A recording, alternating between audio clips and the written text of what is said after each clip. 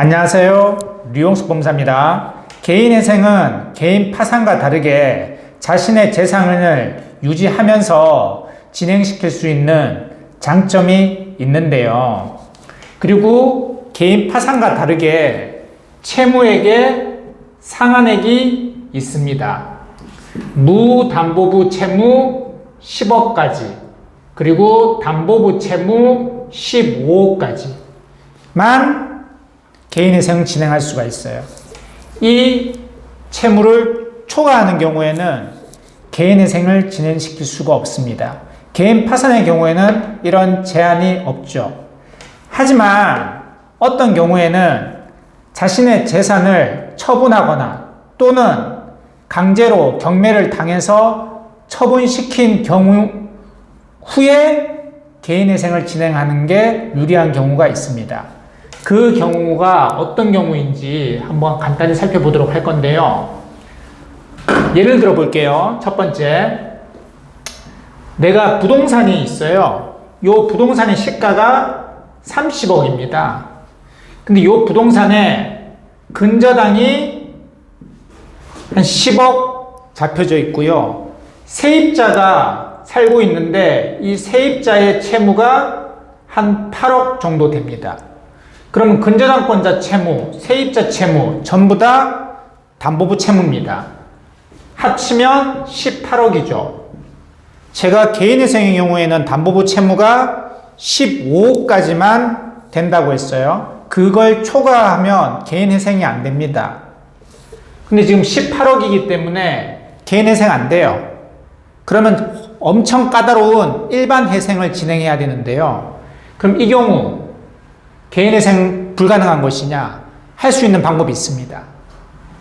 요 부동산에 근저당권자가 있잖아요. 이 근저당권자한테 이자를 갚지 않으면 어떻게 하겠습니까? 경매를 시키겠죠. 요 경매가 되면 요 30억짜리 건물이 얼마에 낙찰될지는 모르겠지만 상당히 낮게 낙찰이 되겠죠. 예를 들어서 한 20억에 낙찰이 됐다.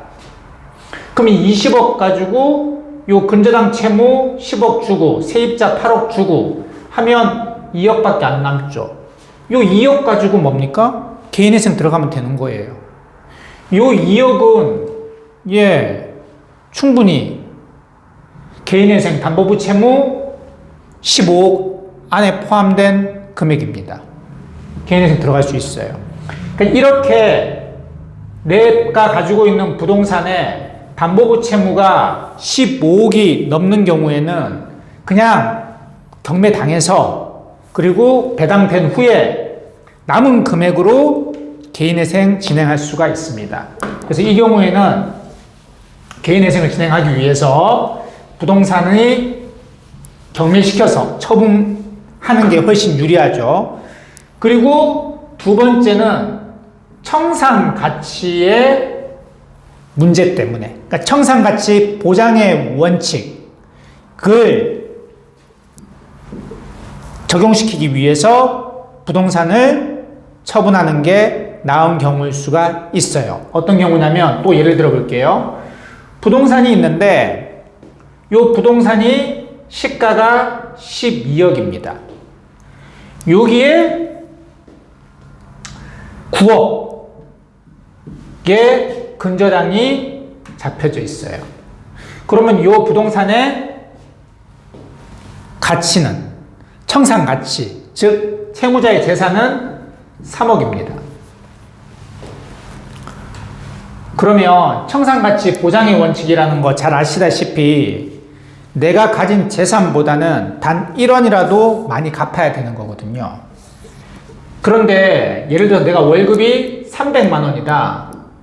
그리고 1인 가구다. 그러면 125만 원 정도를 빼면 75만 원씩 36개월에서 60개월을 갚아야 되는데 요거 36개월에서 60개월 75만 원씩 갚는다고 해서 요 3억 됩니까? 안 되죠.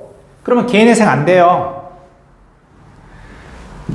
그러면 요 3억 요것 때문에 재산이 이만큼 있기 때문에 개인회생이 안 됩니다. 그럼 이럴 경우에는 어떻게 해요?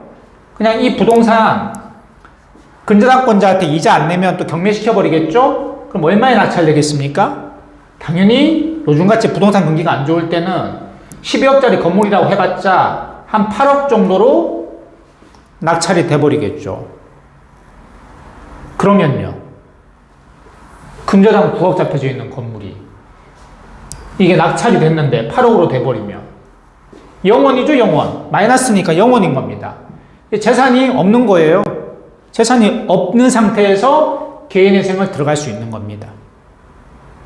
그래서 이번 시간에는 원래 개인회생이라는 것은 내 재산을 유지시키면서 진행시키는 게 목적이긴 한데 예외적으로 차라리 부동산을 경매시키고 처분하는 것이 유리한 경우도 있다. 그 경우 대표적인 두 가지 경우를 살펴봤습니다. 지금까지 류홍석 법무사였습니다. 감사합니다.